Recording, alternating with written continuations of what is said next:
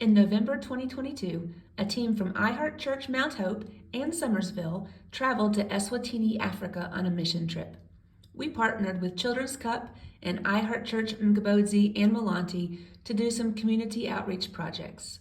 This video highlights some of the cultural differences between Americans and Swazis, but you will also notice some similarities. We will also show the partnerships between Children's Cup and our church campuses. Through these partnerships, we were able to make connections with the people and help meet some of the needs of the communities of both Mgobodzi and Milanti.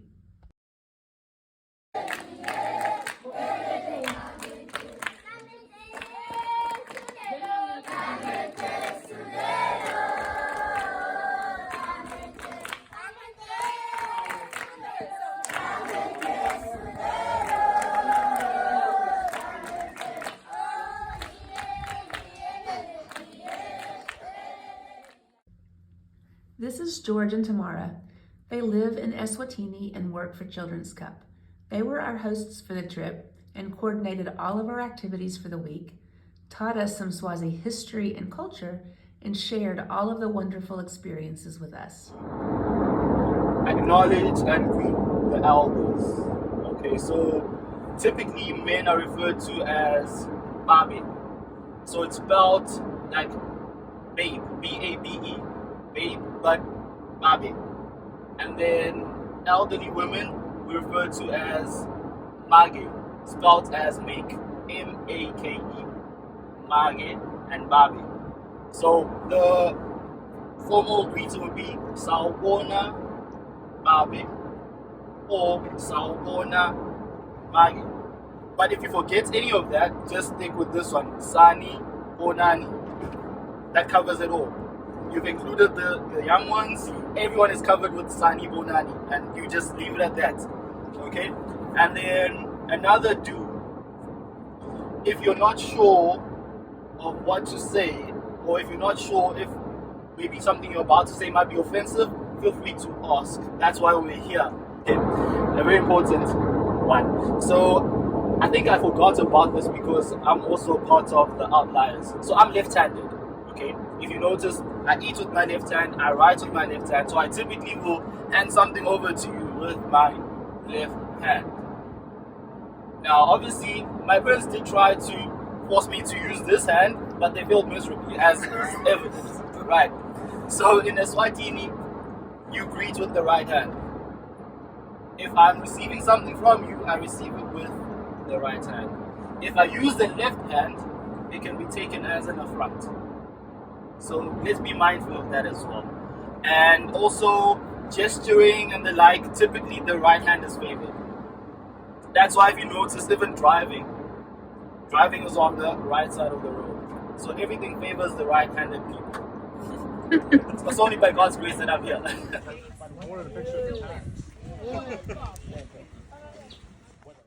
A bamage technically means mother, but we refer to the bamages as the cooks at the care points. They volunteer their time each week to cook meals for the children at the care point. And one of the bamages was handing it to me, and so they do this handshake. I have to show you. Basically, you take everything with your right hand and you touch your left hand to your right, like, forearm. And so, like, it was like every single time she would do that when she gave it to me. And it was just showing just their culture is rich in just honoring others and just being super respectful. And it was the same, like, when the kids would come and take their food and their muffin and stuff, they would, like, do, like, a little knee dip bow when they would take it. And it was just beautiful to see that. So the English language is rich in a lot of phrases and verbs to describe certain things, right? Hence, even when you look into a dictionary, you find so many synonymous words that go with something else, right? Unfortunately, on this side of the world, that's not the case. Eswatini has very limited words or phrases, and one word can be used in different instances. Case in point, in America, or as the English, when you make an appointment, you state the time that you'll be there, right? So for example, if I'm talking to Landy and I ask Landy, would you like to go to the movies? then you'll be like, sure, no problem, let's go at 8 p.m. for example. So I know that I'm supposed to be there by 8 p.m. latest, but usually I should get there early, maybe 15 minutes towards the time, right?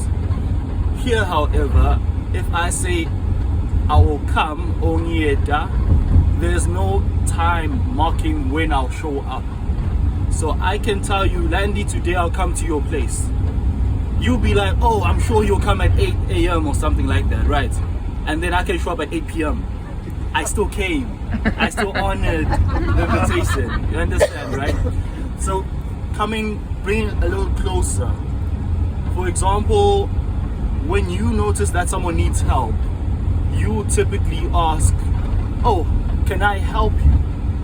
Right? And then when the person then says yes, you then go, oh, how may I assist you in this? So let's take a practical example. You find a car by the roadside and he has a puncture, and then you pull over and then you ask the driver, oh, you seem like you have a challenger, can I help? To which he might say yes, right? And then you'll be like, oh, how can I help in this situation? Then he'll tell you, oh, okay, please come and just help me with a jack maybe. I don't have a jack. Could you assist me with a jack? On this side of the world, however, by virtue of stopping and asking, two things have been communicated there. You have, one, expressed an interest in the matter, and two, unknowingly volunteered to help me right there and then, just by asking, is everything okay?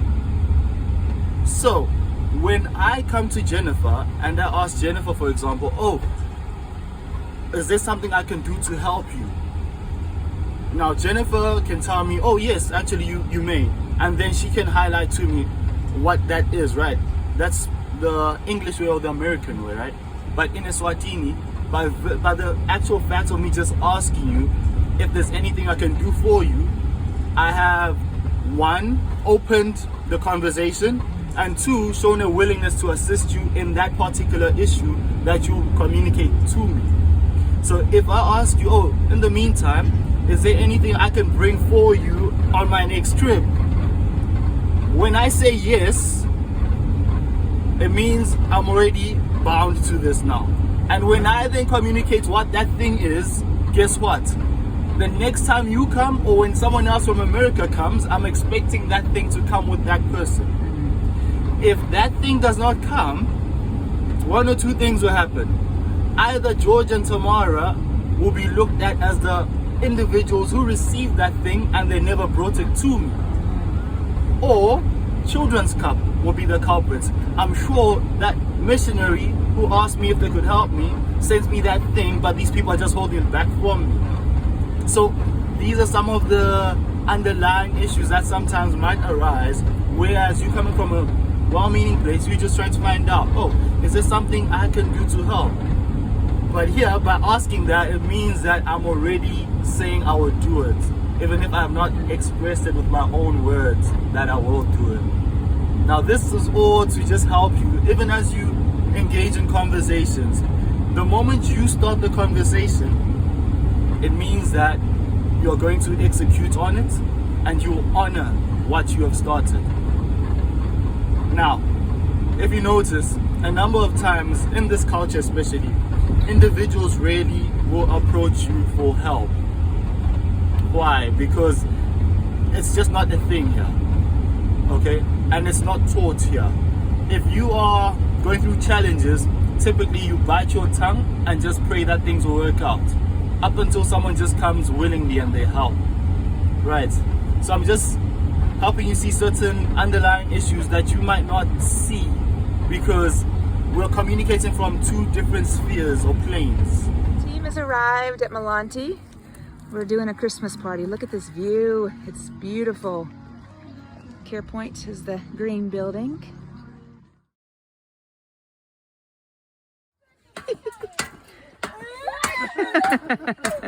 Oh! Careful! There you go. You got two on it.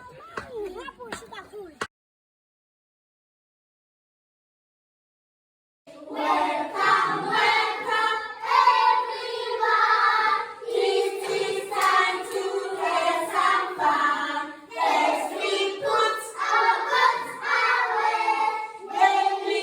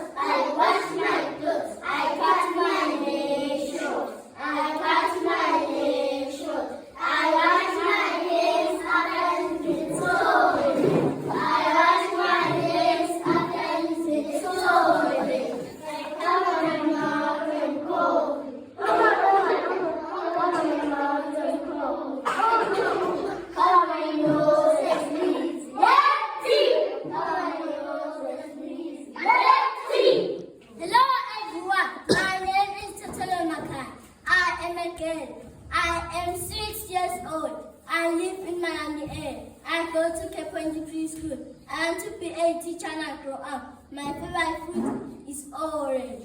Thanks. On my left is Maggie Kamini. Okay. She's one of our field coordinators and she directly oversees 4 of our other care points.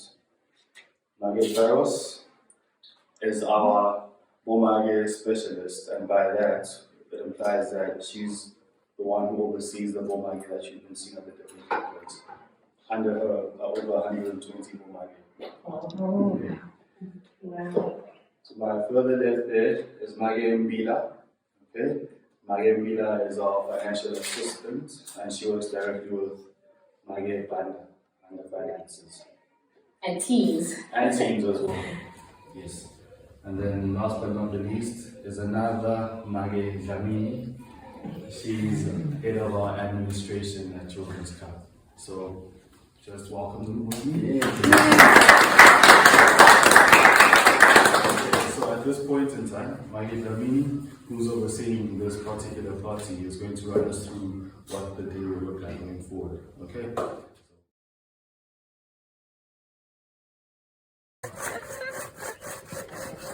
And the Bomage is getting wood for the fire to cook. So she just built a fire in here to cook the food. Heats up the pot inside. The guys are still working on the same log. They had a big storm last night, and so they killed the chickens and everything yesterday, but they lost electricity the night before, and the chickens went bad. So then we had to scurry around, and Children's Cup was able to find 20 more chickens, and we got those. So we got to cut up chickens, which was fun, except for they were frozen. But it was just super cool because one way you get the Bomage's respect is just to jump in there and just go for it. They are very intimidating ladies, though.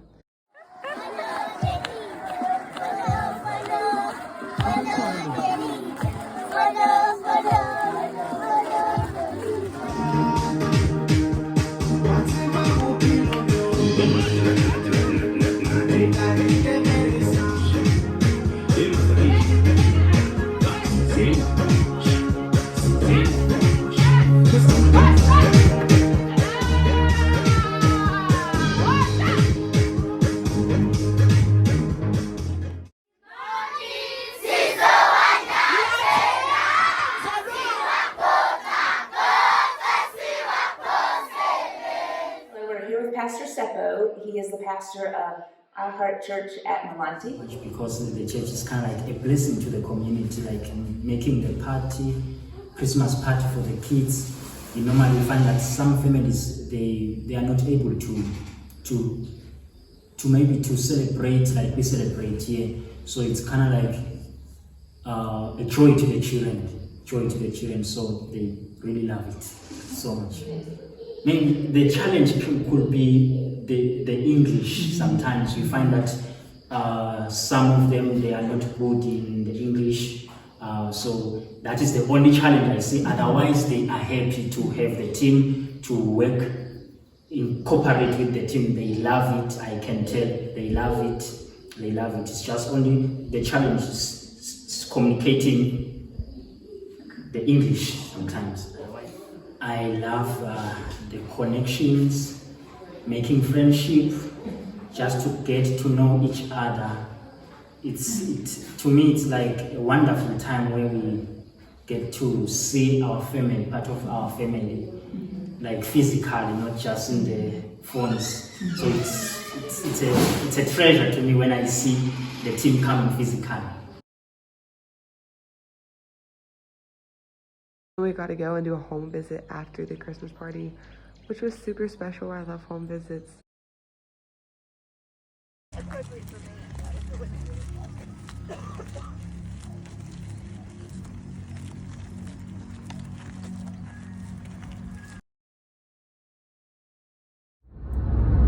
Each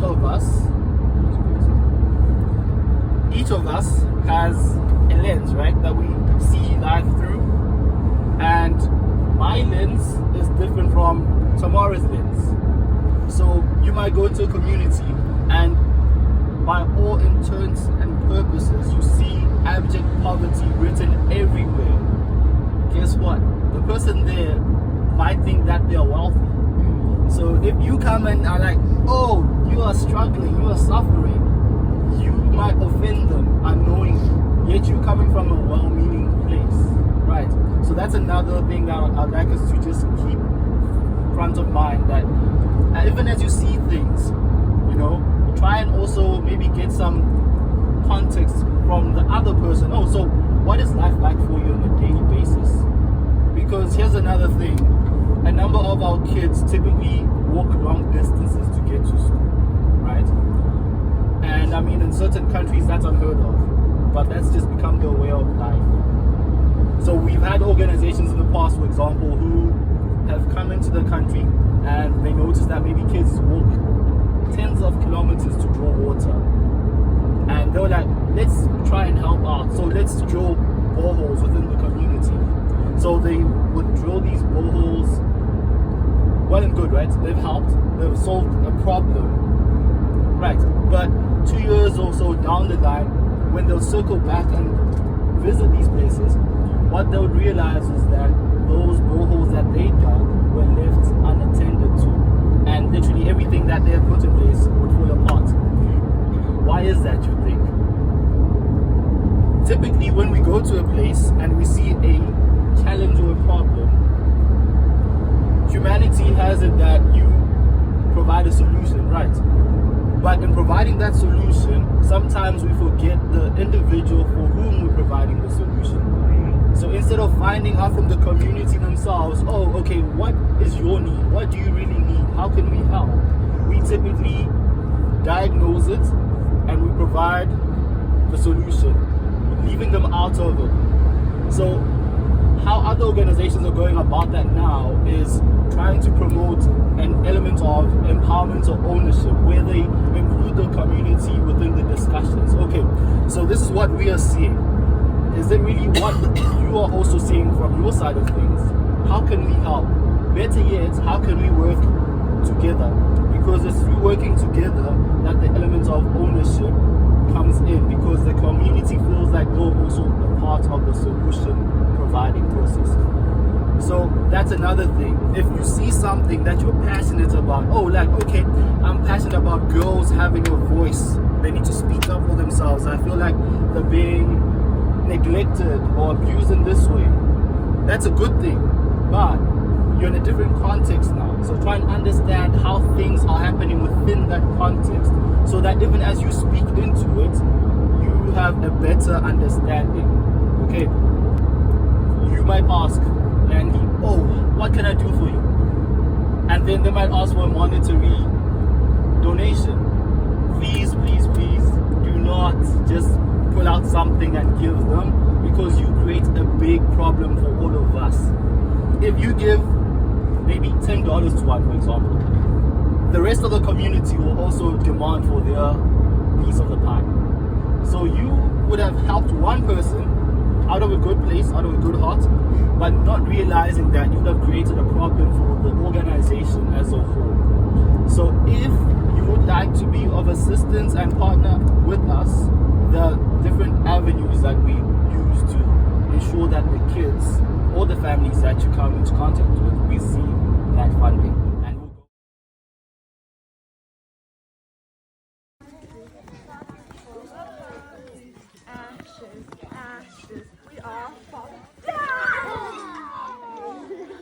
go. For me personally, I think love, right? Because I think as much as there's like some places have poverty and all of that, but I feel like love is one of the most important things that kids need. Like when you come to the campground, play with the kids, spend time with the kids, I think they love it so much. Yes, even the food and stuff, they need that. But I think even love, they need it. Ready to do? Right now we were doing a home visit to one of the families up to that mountain. That one up mountain, up top there. So that's what we'll be doing today. Okay.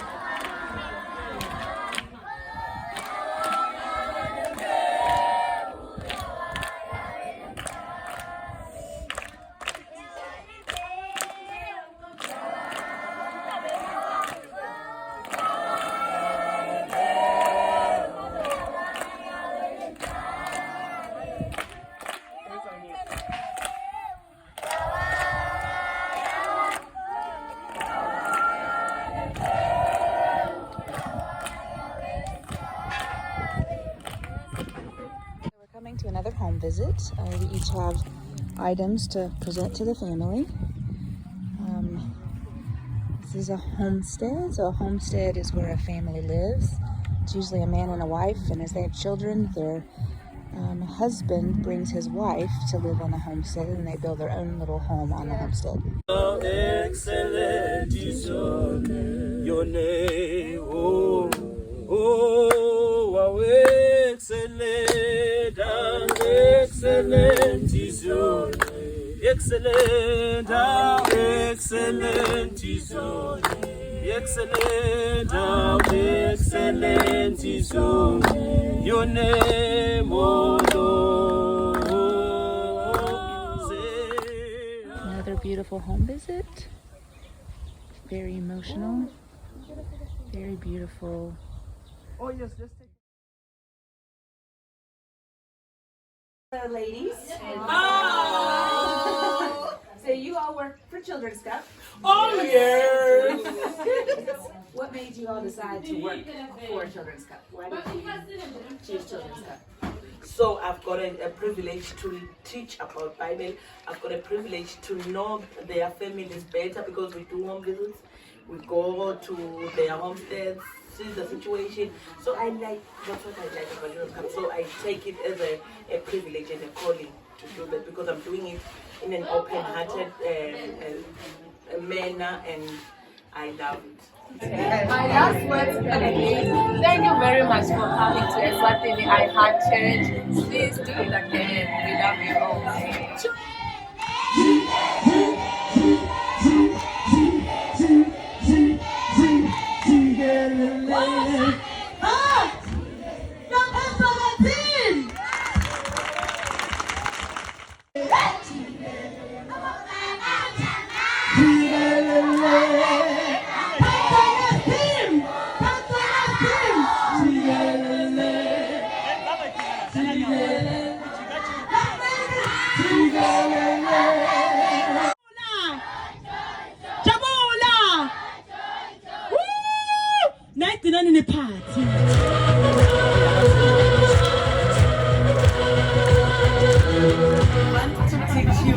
We want to teach you a dance, it's an African dance, it's an African song, but I will ask you, Tim, when the song starts, I would love everyone maybe carry a pot, carry anything, a chair, and we'll be like, and we'll just dance towards, and it will be nice, yes.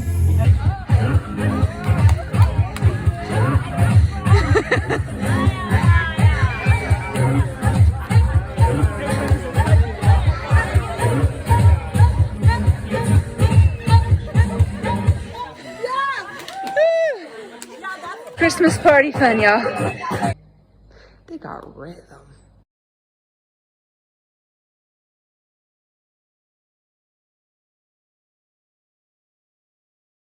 I'm in the living room of Mage Sharon and Pastor Harrison, and this is Mage Sharon's sister and her little baby Lulu. She's agreed to answer some questions. So can you tell me your name? Okay, and what grade are you in? Grade 12. Grade 12. Okay. So what's your favorite subject in school? It's biology. Biology. Wow. And you told me you want to be a food specialist? Yeah. What does that mean? What does a food specialist do? I want to know more about what type of food we eat, why do the chemicals are in the food. Why do you like Eswatini? What do you like best about Eswatini? It's kind of peaceful. Peaceful. Yeah. And beautiful too. Mm-hmm. Hello, I'm here with Pastor Harrison. He is the pastor of the Mgobodzi campus of I Heart Church. So I'm going to ask him a few questions. So first, tell me a little bit about Eswatini. Why do you love Eswatini? Eswatini it's a tiny country with a population of around 2 billion people. So yeah, it's a peaceful country. It's a loving country. It's a country that loves its culture, so that we still follow our traditional cultures. So that's what I love about my country. We have a king. We are being ruled by a king, King Mswati. So yes. Can you tell me a difference that you notice between American culture and Swazi culture? African culture and versus American culture, the culture is so diverse. There are so many differences, but we as Africans, we are being influenced by the American culture. Even the way we worship at the church, now we copy what you're doing, guys. Even our food, the way we dress, the way we talk, the way we do things, it have a real influence in us. Oh, having a team is awesome. It's something that it brings change in us. It refreshes us. It rejuvenates us. It brings a new freshness in us. It shows that we're not alone, but when we have the brothers and sisters from our church, so it really helps us to see that they love us, they always think about us. Just to come here even to bring change, to help there and there, it also have an impact. So it's one thing that we tend to look forward to every year, that we wish that a team should come and do with us. But I just want to say, you guys, you came prepared, you respect, you are loving, you listen, you take instructions. When Mage Sharon has to go to the hospital and deliver, do you feel that the healthcare is pretty good here? Our healthcare is very poor. When you don't have enough money, you go to the public sector, where it is difficult, where they take time to take care of a patient, where they take time to take care of a pregnant woman. Sometimes they shout at them, they beat them. But when you have money, but it costs a lot. But in that way, we go to the private sector, you are being taken care of. But on the public sector, it's very difficult. So as for us, we use the public. So we always pray that when you go maybe for labor for my wife, we always pray that may God, my wife may she fall onto the right hands. But since we started, God has been amazing. But we just pray to God that may one day the healthy system may it change, or maybe one day, maybe as a church, one day you can come in and like on a mission trip. You can have doctors, you can have nurses. Maybe one can come and do our teeth. That can be a good idea, just to clean the teeth for the kids. Maybe one can come and check the high blood pressure for the elders.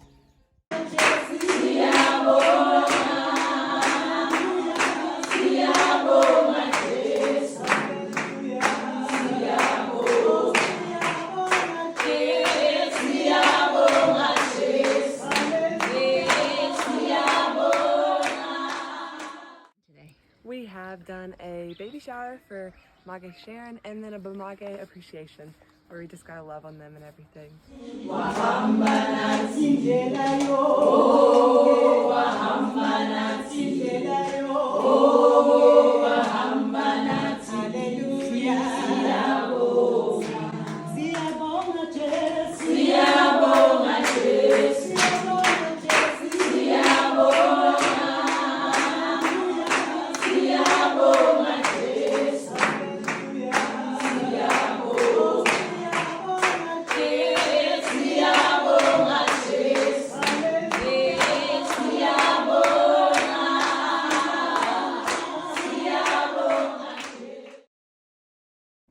We ended our week in Eswatini with a safari at the Mgobodzi Game Reserve in South Africa, where we were able to see lions and zebra, or zebra as it's more properly pronounced, and elephants, among many other animals. This was an amazing end to a wonderful, wonderful week in Eswatini. Wrap up. Is there anything that you would want my students in America to know if they're maybe interested in doing a mission trip or going into missions? Is there anything that you would like them to know? I would love them to know that coming to Africa, it's wonderful to come and serve.